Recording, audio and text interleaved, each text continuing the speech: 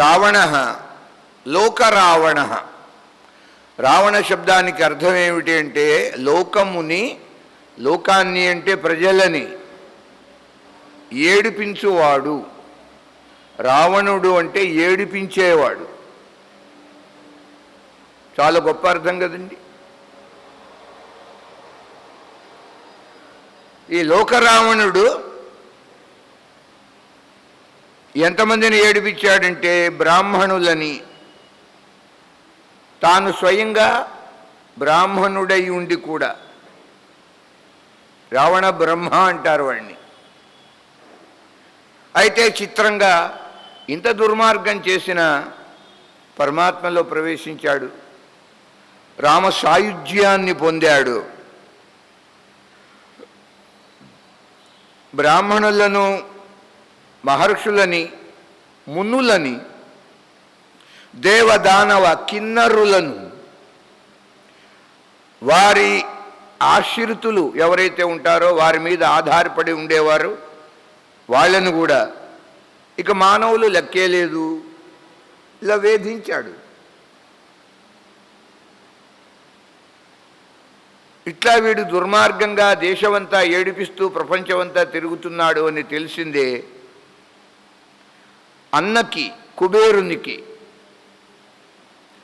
కుబేరుడు ఒక దూత ద్వారా వీడికి చెప్పించాడు,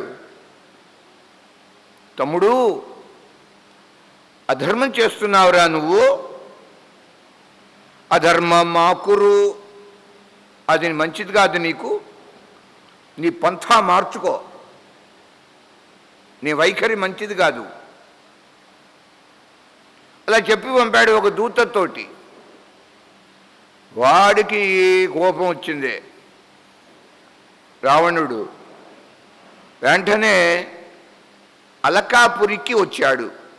అలకాపురి అంటే కుబేరుని యొక్క నగరం. కుబేరుని జయించాడు. నువ్వుట్రా నాకు చెప్పేదని వాడిని చావుకొట్టాడు, లంకని ఆక్రమించుకున్నాడు. అంతేకాక పుష్పక విమానం, దాని మీద పెద్ద క్రేజ్, ఎవరికైనా సరే ఆ రోజుల్లో ఆధిపత్యం. ఆ పుష్పకాన్ని వాడు లాగేసుకున్నాడు, గుంజుకోవటమే. అట్టి సమయం తర్వాత అనేక మంది దేవతలని జయించాడు. యమ, వరుణ, ఇంద్ర. ఇంద్రలోకం అంటే స్వర్గలోకం. స్వర్గం మీద దాడి చేశాడు, భయంకరమైన యుద్ధం.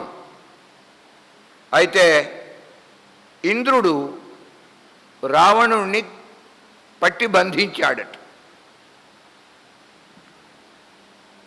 ఈ సంగతి తెలిసింది కొడుకుకి, మేఘనాద.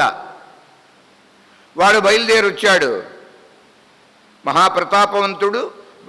అప్పుడు మరల యుద్ధంలో ఇంద్రుణ్ణి వంచాడు. వాడు వంచటం తెలుసు కదండి. ఇంద్రుణ్ణి వంచి బంధించి ఆ మేఘనాథుడు బందీగా ఉన్న తండ్రిని విడిపించుకుపోయాడు. అప్పటి నుంచి వీడికి ఏం పేరు వచ్చింది? ఇంద్రజిత్ అన్న పేరు. ఇంద్రుణ్ణి జయించి తండ్రిని విడిపించుకుని పోయాడుగా. ఆ బ్రహ్మాండంగా లోకమంతా ఇంద్రజిత్ అని చెప్పుకుంటున్నది. అంతేకాక ఇంద్రుణ్ణి బంధించాడు,